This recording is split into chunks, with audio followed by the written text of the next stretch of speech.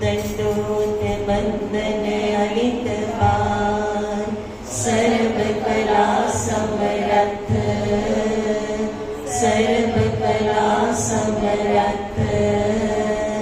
Dolan तेरा को प्रभु, नानक दे कर हाथ। वाहिगुरु जी का खालसा, वाहिगुरु जी की फतेह। महाराज की कृपा नाल दर्शन हो रहे हैं कि धन गुरु अर्जन देव साहब महाराज रामसर सरोवर, वो सरोवर वो ताल जिन गुरु रामदास महाराज ने कहा सिद्धा सरोवर मोर शरीर। इन्हें मेरा शरीर जान के इहदी सेवा करना, इहदी बनवाई करवाना।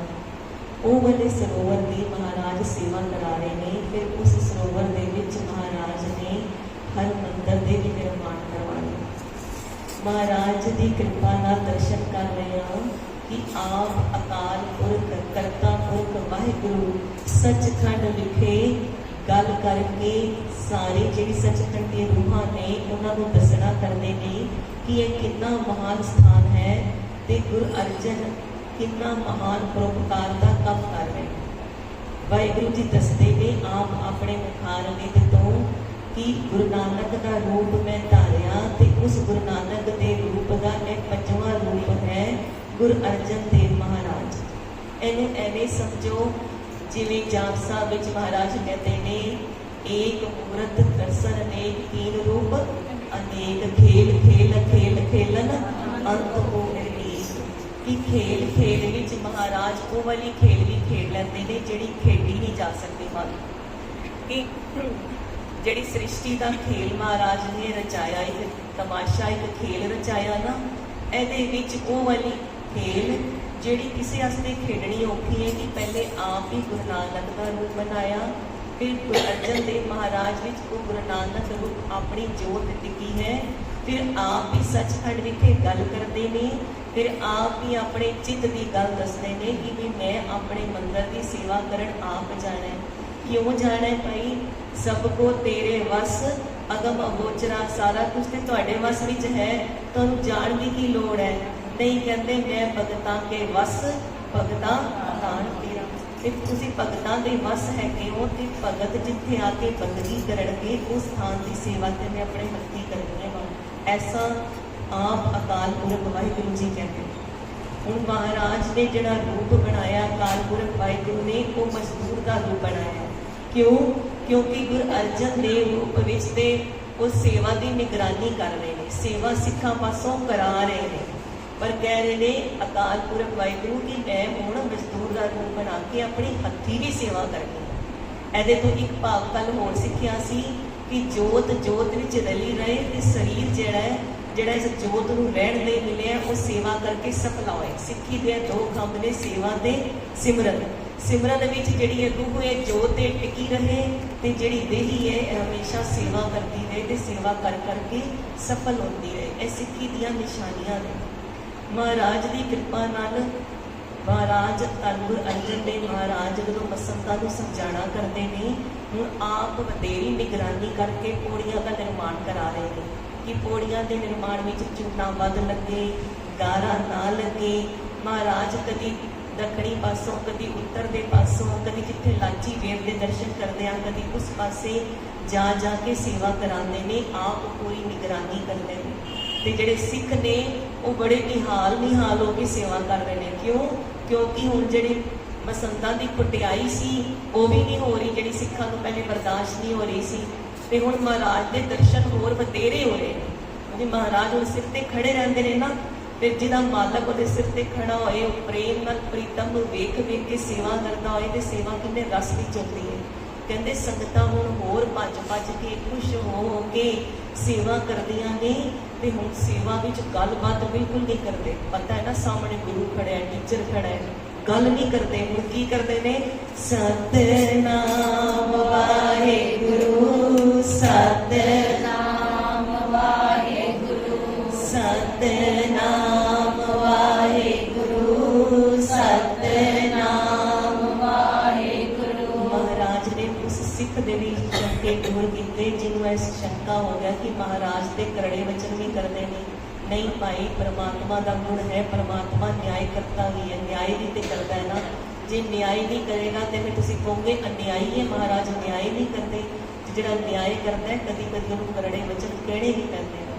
महाराज ने सिख को समझाना किया कि अंदरों के परमात्मा नाल मिठा एक पन एक जिहा ही होंदे आ, पर जिहड़ा बाहरों है वो लोगों नाल सारी तरह का व्यवहार करना पैंदा है। जिवें माँ का हिरदे होंदा है, अपने बच्चों लिए एक समान सब की भलाई लोचदा है, सब नूं एक समान प्यार करता है, उहदी आंदरां सारियां नाल उसे तरह जुड़ियां ने।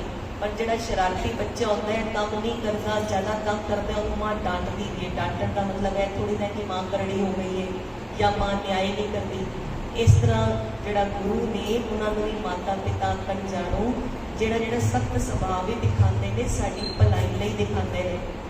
होर भी महाराज ने शंके दूर किए, जिन्होंने सारियां नूं लैके शंके सी। यह शंके हमेशा ही होंदे हैं, जदों असीं तर्क बुद्धि नाल देखदे हां ते शंका कर बैठते हैं।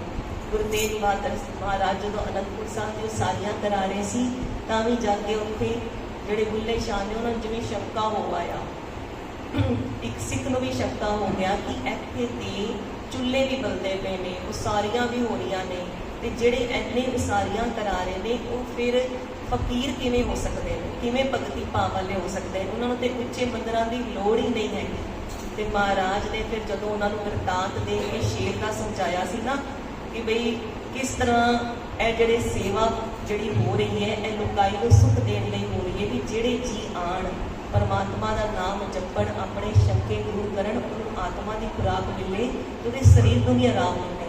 जिस शरीर को आराम नहीं मिलेगा, शरीर औखा होता रहेगा बाहर धुप बारिश विच, ते वो आत्मा का सुख किवें लेगा। मान लो ये गुरुद्वारा साहब ना बनया होए ते असीं इह संगत का सुख किवें लवांगे, बड़ा औखा होएगा ना, हर रोज़ संगत नहीं कर सकते। ये महाराज ने फिर उत्थे भी समझाना किया सी गुरु तेग बहादुर साहब के रूप में, ते हुण गुरु अर्जन देव रूप में भी महाराज यही समझाना कर रहे हैं। उत्थे सचखंड विच करता पुरख देवी देवतावां नूं समझाना कर रहे हैं कि ये वो स्थान है जिहदे बराबर तिन्हां लोकां विच कोई स्थान नहीं। असीं ते सिर्फ कहण मात्र कहने आ, डिठे सभे ठाओ नहीं तुध जिहा। असीं किहड़ा सारे थां वेखे ने, असीं सारे थां वेखे थोड़ी ना ने, असीं भावना नाल कह रहे हां।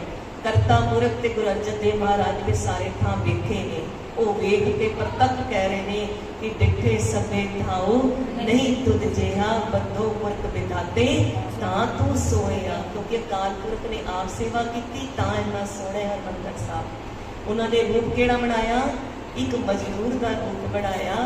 कहते अपनी कमर ते भी कमर कस्सा बन लिता, ते केसाधारी ने परमात्मा भी देखो अपने केसां उपर भी एक दुमाला जिवें दा साफा बन लिता, हाथ विच कई भी लई ते टोकरी भी चुकी ते आ गए सेवा करन। सेवा किहड़ी थां ते करदे ने, सेवा सरोवर दे बिल्कुल विचों विच करदे ने जिथे हर की पौड़ी बनी हुई है।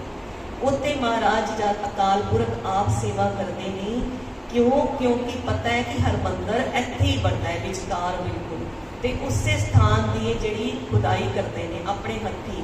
क्योंकि जिथे हर की पौड़ी का निर्माण होया ना, कहते उत्थे की जमीन बड़ी सख्त सी ते सिक्खां ने हाले खुदाई नहीं की सी कि इहनूं देर लगेगी। पहले मशीनां ते नहीं होंदियां सी, हत्थ नाल सारी कार सेवा करनी है, ते उत्थे स्थान की सेवा नहीं की सी कि इहनूं समां लगेगा। पर अकाल पुरख वाहिगुरू जदों आप सेवा करते हैं, उन्होंने देख के सारे देवी देवता भी रूप बदला के सेवा करन आउण लग जाते हैं। अकाल पुरख मन विच सोचो, दर्शन करो एक मजदूर के रूप विच, पर उहदे विच भी किन्ने सोहणे लग रहे हैं, एकदम नूरानी। जदों नूर दगदा होया चेहरा, जदों सेवा कर रहे हैं, पिछे पिछे देवी देवता भी सेवा कर रहे हैं। अकाल पुरख अपने मुखारविंद तो आप कह रहे हैं, भाग बना लो अपने, इस स्थान की सेवा कर लो, इत्थे हरमंदर बनना, इहदी खुदाई कर लो। कहते एकदम इन्नी मिट्टी पुट्टी गई, फटाफट टोकरियां बाहर जा रही ने। गुरु अर्जन देव महाराज कहते बड़ी सेवा आज तो बड़ी कार हो गई है, इन्नी तो संगत बाहरों पिंड तो कोई नवी नहीं आई, रोज वाली संगत है, इन्नी सेवा किवें हो गई है। जदों महाराज ने ध्यान नाल देखिया तो की वेखदे ने, ये तो सचखंड तो अकाल पुरख वाहिगुरू आप आ गए ने। एक रूप अनूप स्वरूपा रंग भयो राम कई रूपा, किथे आप ही रंग ने ते किथे आप ही राजा ने। वो सारे रूपों में आप भी समाये हुए हैं। कवि संतोख सिंह जी कहते कि यह उवें जानो जिवें वो नामदेव जी की झोपड़ी बनाने आ गए सी। नामदेव जी की पत्नी ने उन्होंने तंग किया ना, जो मेड़े मारे कि रोज कितने काम करन चले जाते थे, भगती करन भजन करन बाहर एकांत विच बैठ के, ते अपनी पत्नी को की कहते सी नौकरी करन जाना। ते कहते कितने नौकरी करन जाते हो, कोई 4 पैसे लियाओ भी, जो छप्पड़ है इहदी बुरी हालत हो गई, बादशाह विच भी नहीं रहा जाता, इहनूं नवां पवाओ।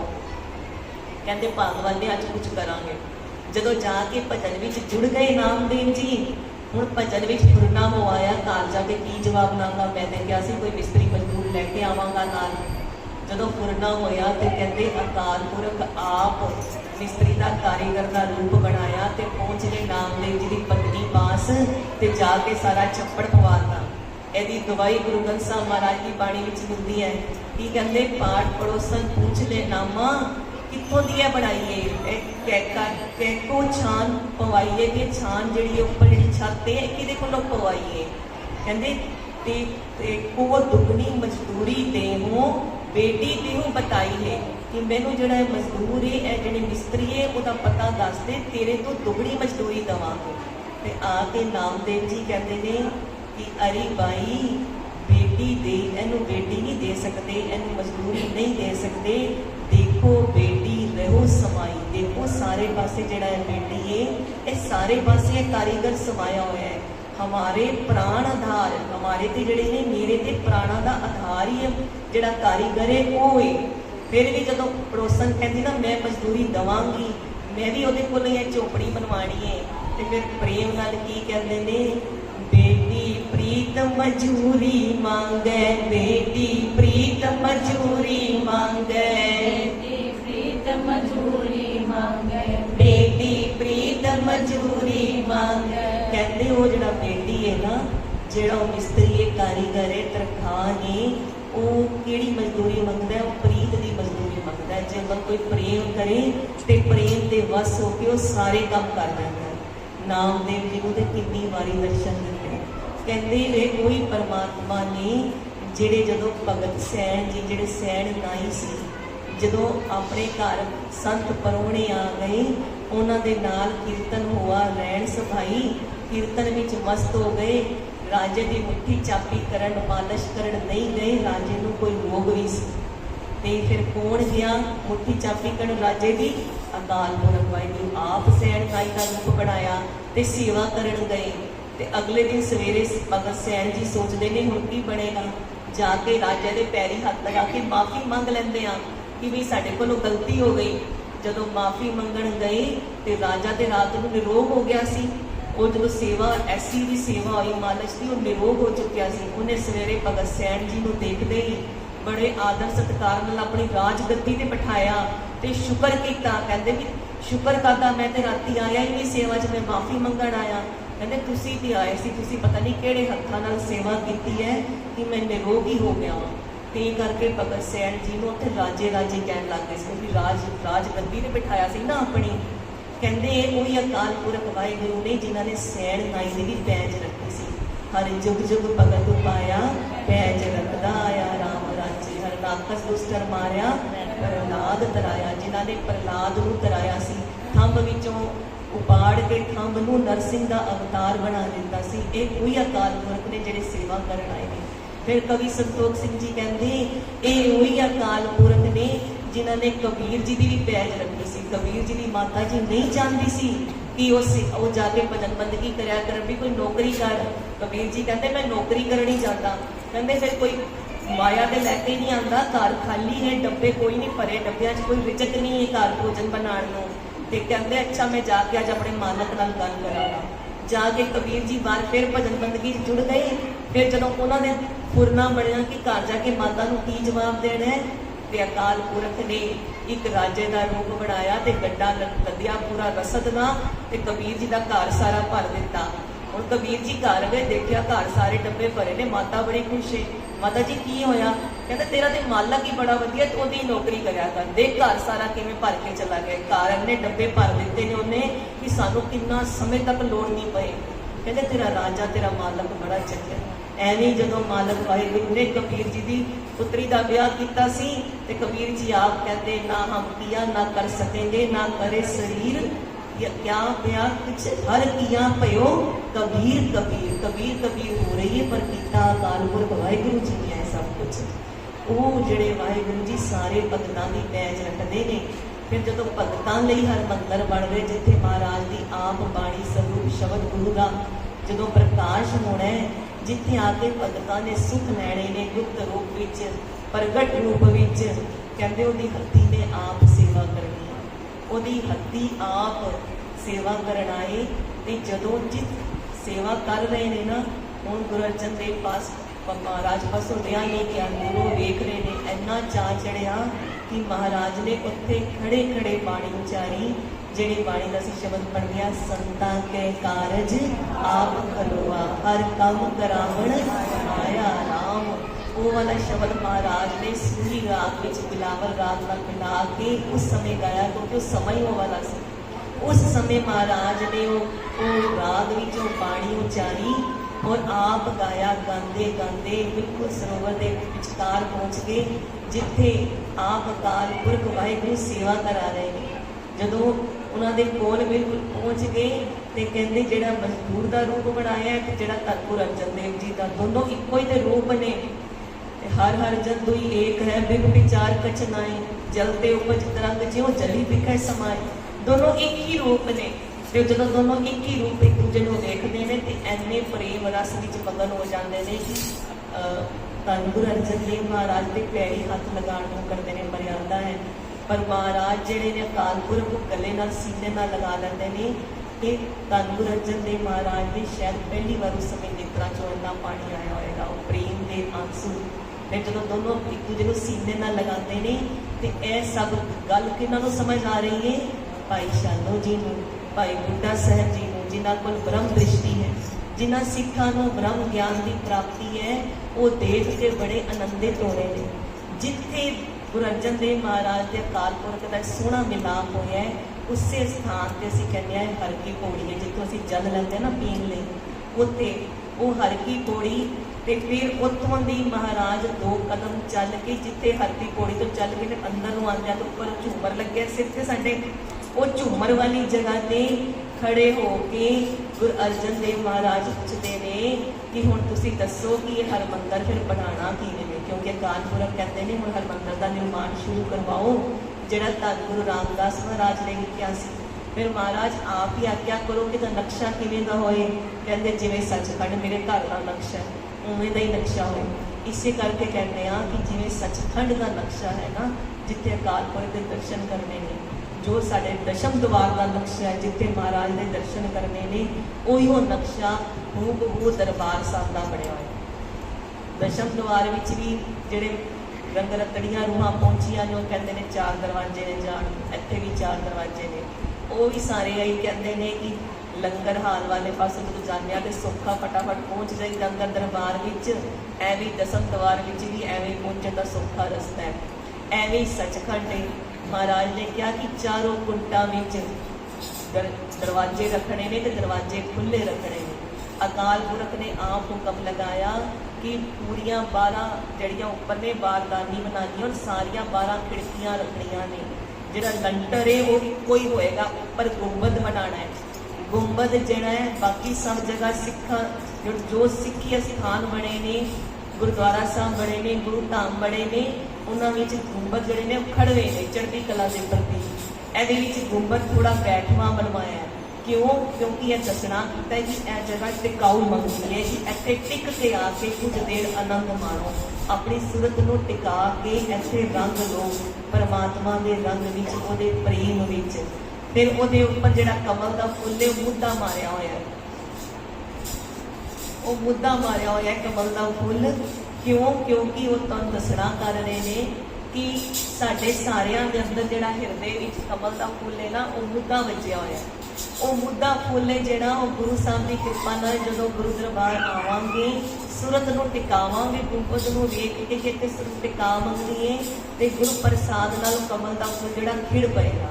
ਉਹ ਫੁੱਲ ਇਹ ਵੀ ਦੱਸਣਾ ਕਰ ਰਿਹਾ ਕਿ ਸਾਨੂੰ ਮਾਇਆ ਵਿੱਚ ਉਵੇਂ ਹੀ ਰਹਿਣਾ ਹੈ ਨਿਰਲੇਪ ਹੋ ਕੇ, ਜਿਵੇਂ ਕਮਲ ਦਾ ਫੁੱਲ ਹੈ ਜਿਹੜਾ ਉਹ ਚਿੱਕੜ ਵਿੱਚ ਰਹਿੰਦੇ ਹੋਏ ਵੀ ਨਿਰਲੇਪ ਰਹਿੰਦਾ ਹੈ, ਉਹਦੇ ਉੱਪਰ ਚਿੱਕੜ ਦਾ ਕੋਈ ਅਸਰ ਨਹੀਂ ਹੁੰਦਾ, ਉਹ ਹੀ ਸੋਹਣਾ ਖਿੜਿਆ ਹੋਇਆ ਸਾਫ ਸੁਥਰਾ ਹੁੰਦਾ ਹੈ।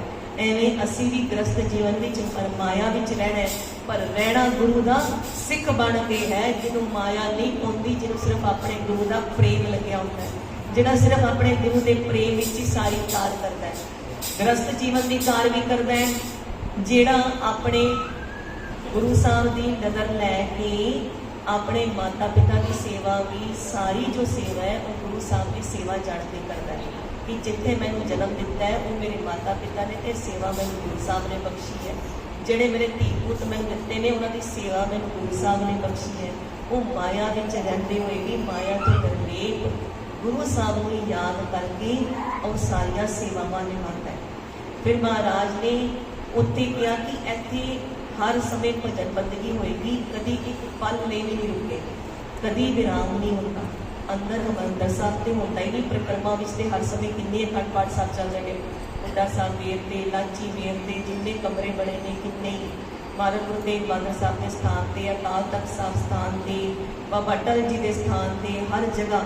ਪਰ ਅੰਦਰ ਜੋ ਹਰਿਮੰਦਰ ਵਿਸ਼ੇਸ਼ ਦਰਬਾਰ ਹੈ, ਉਹਦੇ ਅੰਦਰ ਵੀ 2 ਅਖੰਡ ਪਾਠ ਸਾਹਿਬ ਨਿਰੰਤਰ ਚੱਲਦੇ ਨੇ, ਇੱਕ ਵੱਡੀ ਪੀੜ ਸਾਹਿਬ ਦੀ, ਇੱਕ ਗੁਰਮਤਿ ਸਾਹਿਬ ਦੀ, ਤੇ ਕੀਰਤਨ ਨੂੰ ਵੀ ਕੁਝ ਸਮੇਂ ਲਈ ਵਿਰਾਮ ਹੁੰਦਾ ਹੈ।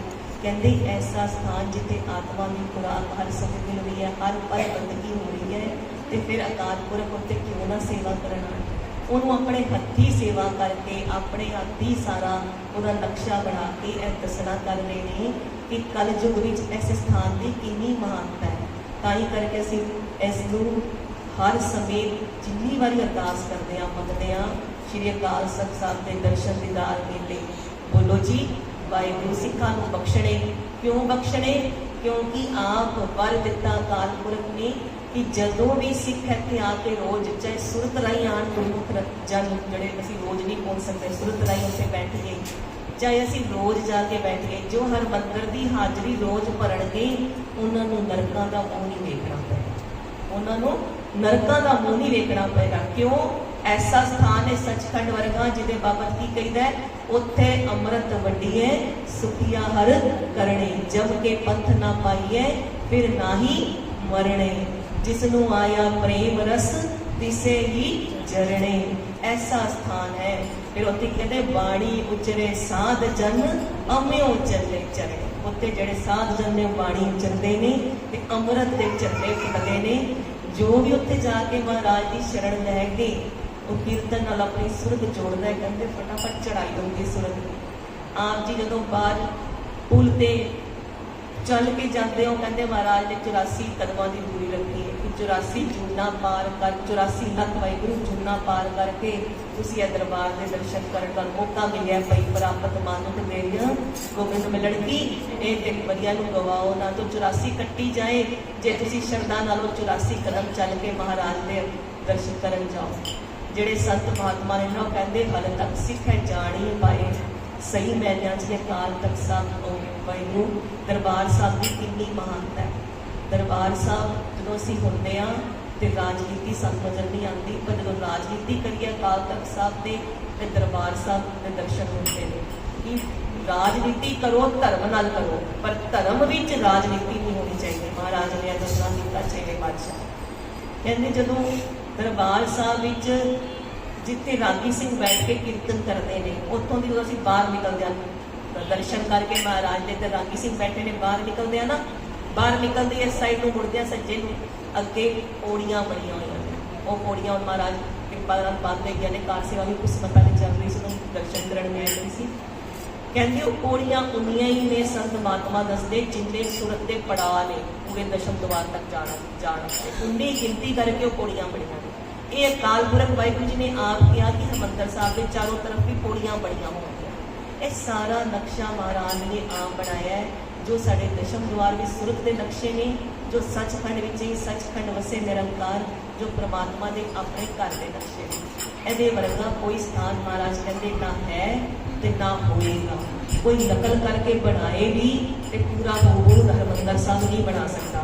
ਫਿਰ ਜੇ ਉਹਦੀ ਨਕਲ ਕਰਕੇ ਕੁਝ ਉਹ ਤੁਸੀਂ 90-95% ਬਣਾ ਵੀ ਲਏ, ਉਹਨੂੰ ਰਮਜ਼ਾਂ ਹੀ ਨਹੀਂ ਪਤਾ ਚੱਲਣਗੀਆਂ ਕਿ ਪੌੜੀਆਂ ਇੱਧਰ ਕਿਉਂ ਗਈਆਂ ਨੇ, ਇਹ ਖਿੜਕੀ ਇੱਧਰ ਕਿਉਂ ਹੈ, ਇਹ ਕਿਹੜੀ ਦਿਸ਼ਾ 'ਚ ਕਿਹੜਾ ਦਰਵਾਜ਼ਾ ਕਿਵੇਂ ਕਿਉਂ ਖੁੱਲ ਰਿਹਾ ਹੈ। ਜੇ ਉਹ 90% ਤੱਕ ਆਪਣੀ ਚਤੁਰ ਚਲਾਕੀ ਸਿਆਣਪ ਨਾਲ ਉਹ ਪਹੁੰਚ ਵੀ ਜਾਣ ਤੇ ਫਿਰ ਉਹ ਗੁਰੂ ਰਾਮਦਾਸ ਮਹਾਰਾਜ ਕਿੱਥੋਂ ਲਿਆਣਗੇ ਜਿਹੜੇ ਅੰਦਰ ਬੈਠ ਕੇ ਬਰਕਤਾਂ ਦਿੰਦੇ। ਜਿਹੜੇ ਗੁਰੂ ਅਰਜਨ ਦੇਵ ਮਹਾਰਾਜ 6ਵੇਂ ਪਾਤਸ਼ਾਹ ਜਿਨ੍ਹਾਂ ਦੇ ਸਭ ਚਰਨ ਛੋਹ ਪ੍ਰਾਪਤ ਉਹ ਸਥਾਨ ਹੈ, ਉਹ ਬਰਕਤਾਂ ਕਿੱਥੋਂ ਆਉਣਗੀਆਂ, ਉਹ ਗੁਰਬਾਣੀ ਦੀ ਬਰਕਤਾਂ ਕਿੱਥੋਂ ਆਉਣਗੀਆਂ। ਉਹ ਗੁਰਬਤ ਰੂਹਾਂ ਜੋ ਹਰ ਸਮੇਂ ਉੱਤੇ ਜੁੜੀਆਂ ਹੀ ਰਹਿੰਦੀਆਂ ਨੇ, ਬੰਦਗੀ ਕਰਦੀਆਂ ਹੀ ਰਹਿੰਦੀਆਂ ਨੇ, ਉਹ ਸ਼ਹੀਦ ਸਿੰਘ ਕਿੱਥੋਂ ਆਉਣਗੇ।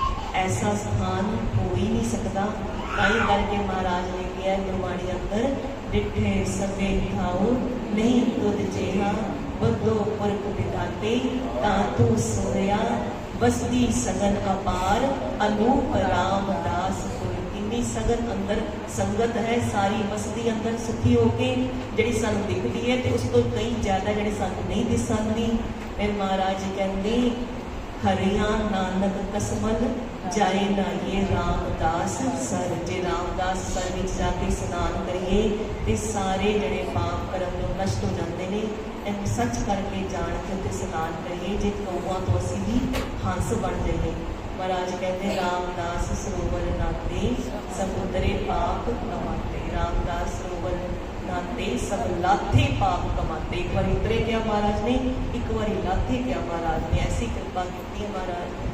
ਧੰਨ ਗੁਰੂ ਅਰਜਨ ਦੇਵ ਸਾਹਿਬ ਜੀ, ਧੰਨ ਗੁਰੂ ਅਰਜਨ ਦੇਵ ਸਾਹਿਬ ਜੀ, ਧੰਨ ਗੁਰੂ ਅਰਜਨ ਦੇਵ ਸਾਹਿਬ ਜੀ, ਧੰਨ ਗੁਰੂ ਅਰਜਨ ਦੇਵ ਸਾਹਿਬ ਜੀ, ਧੰਨ ਗੁਰੂ ਅਰਜਨ ਦੇਵ ਸਾਹਿਬ ਜੀ, ਧੰਨ ਗੁਰੂ ਅਰਜਨ ਦੇਵ ਸਾਹਿਬ ਜੀ। ਸੰਤਾਂ ਕੇ ਕਾਰਜ ਆਪ ਖਲੋਆ, ਹਰ ਕੰਮ ਕਰਾਵਣ ਆਇਆ ਰਾਮ। ਏਕਾਕਾਰਾਂ ਤੋਂ ਜੋ ਅਸੀਂ ਅਰਥ ਪੜ੍ਹਦੇ ਹਾਂ, ਕਹਿੰਦੇ ਕਿ ਅਕਾਲ ਪੁਰਖ ਆਪਣੇ ਕੰਮ ਕਰਾਉਣ, ਆਪਣੇ ਸੰਤਾਂ ਦੇ ਕੰਮ ਕਰਾਉਣ ਆਪ ਆ ਕੇ ਖੜੇ ਹੁੰਦੇ ਨੇ। ਹਰ ਇੱਕ ਸ਼ਬਦ ਦੇ ਬੜੇ ਬੇਅੰਤ ਅਰਥ ਹੁੰਦੇ ਨੇ। ਮਹਾਰਾਜ ਨੇ ਕਿਹੜੇ ਰੰਗ ਵਿੱਚ ਹੈ ਬਾਣੀ ਉਚਾਰੀ, ਉਹ ਮਹਾਰਾਜ ਜਾਣੇ। ਪਰ ਇੱਕ ਅਰਥ ਜਿਹੜਾ ਮਹਾਰਾਜ ਦੀ ਕਿਰਪਾ ਨਾਲ ਸਮਝ ਆਉਂਦਾ ਹੈ, ਉਹ ਇਹ ਆਉਂਦਾ ਹੈ ਕਿ ਹਰ ਜਿਹੜੇ ਗੁਰੂ ਅਰਜਨ ਦੇਵ ਮਹਾਰਾਜ ਨੇ ਹਰ ਸਰੂਪ ਉਹਨਾਂ ਦਾ ਜਿਹੜਾ ਕੰਮ ਉਹਨਾਂ ਨੇ ਛੇੜਿਆ ਸੀ ਕਿ ਉਹ ਸਾਰੀਆਂ ਕਰਵਾਉਣੀਆਂ ਨੇ, ਸੱਚਖੰਡ ਨਿਰਮਾਣ ਕਰਵਾਉਣੇ ਨੇ, ਉਹ ਕੰਮ ਕਰਾਉਣ। ਰਮਿਆ ਹੋਇਆ ਰਾਮ, ਕਣ ਕਣ ਵਿੱਚ ਰਮਿਆ ਹੋਇਆ ਰਾਮ ਨੂੰ ਗੁਰੂ ਦਾ ਰੂਪ ਧਾਰ ਕੇ ਆਪ ਕਰਾਉਣਾ। ਹਰ ਕੰਮ ਕਰਾਵਣ ਆਇਆ ਰਾਮ। ਤਰਤ ਸੁਹਾਵੀ ਤਾਲ ਸੁਹਾਵਾ, ਵਿੱਚ ਅੰਮ੍ਰਿਤ ਜਲ ਛਾਇਆ ਰਾਮ। ਮਹਾਰਾਜ ਕਿਰਪਾ ਕਰਨ, ਮਹਾਰਾਜ ਕਿਰਪਾ ਕਰਕੇ ਆਪ ਹੀ ਆਪਣਾ ਜਸ ਗਵਾ ਲੈ। ਜਿਹਨੂੰ ਮਹਾਰਾਜ ਬਖਸ਼ਦੇ ਨੇ ਨਾ, ਜਿਹਨੂੰ ਕੁਝ ਮਾਫੀ ਦਿੰਦੇ ਨੇ, ਕੋਈ ਉਹ ਜਸ ਗਾ ਸਕਦਾ ਹੈ। ਜਿਸ ਨੂੰ ਬਖਸ਼ ਲਏ ਮੇਰੇ ਪਿਆਰੇ ਸੋ ਜਸ ਗਾਇਆ, ਕੋਈ ਉਹ ਗਾਉਂਦਾ ਹੈ। ਤੇ ਮਹਾਰਾਜ ਨੂੰ ਕਿਰਪਾ ਕਰਕੇ ਮੰਗਿਆ ਕਰੀਏ ਕਿ ਮਹਾਰਾਜ ਸਾਨੂੰ ਬਖਸ਼ ਦਿਓ, ਸਾਡੇ ਗੁਨਾਹ ਮਾਫ ਕਰ ਦਿਓ ਤੇ ਸਾਡੇ ਕੋਲੋਂ ਆਪਣਾ ਜਸ ਗਵਾ ਲਓ। ਕਿਉਂਕਿ ਗੁਰੂ ਤੇਗ ਬਹਾਦਰ ਸਾਹਿਬ ਮਹਾਰਾਜ ਨੇ ਕੀ ਕਹਿੰਦੇ ਕਿ ਜਿਹੜਾ ਪਰਮਾਤਮਾ ਦਾ ਜਸ ਗਾਉਂਦਾ ਹੈ ਉਹ ਜਗ ਨੂੰ ਹੀ ਜਿੱਤ ਲੈਂਦਾ। ਕਿਉਂਕਿ ਰਾਜੇ ਨੂੰ ਜਿੱਤ ਲਿੱਤਾ ਨਾ, ਰਾਜਾ ਨੂੰ, ਤੇ ਰਾਜੇ ਨੂੰ ਜਿੱਤ ਲਿੱਤਾ ਤੇ ਪੂਰੇ ਸੰਸਾਰ ਨੂੰ ਜਿੱਤ ਲਿੱਤਾ। ਮਹਾਰਾਜ ਸਾਚੇ ਸਾਹਿਬਾ ਗਿਆਨ ਨਹੀਂ ਕਰਦੇ ਰਹਿ, ਕਰਤਾ ਤੇਰਾ ਸਭ ਕੁਛ ਹੈ, ਸਦਾ ਸਿਫਤ ਸਲਾਹ ਤੇਰੀ ਨਾਮ ਮਨ ਵਸਾਏ। ਮਹਾਰਾਜ ਝੋਲੀਆਂ ਭਰ ਲਿਓ, ਸਦਾ ਸਿਫਤ ਸਲਾਹ ਤੇਰੀ ਨਾਮ ਮਨ ਵਸਾਏ। ਜੂਰ ਤੇ ਨਿਸ਼ਾਨ ਰਹੇ ਮਹਾਰਾਜ, ਸਚ ਤੇ ਦੀਵਾਨ ਰਹੇ। ਵਾਹਿਗੁਰੂ ਜੀ ਕਾ ਖਾਲਸਾ, ਵਾਹਿਗੁਰੂ ਜੀ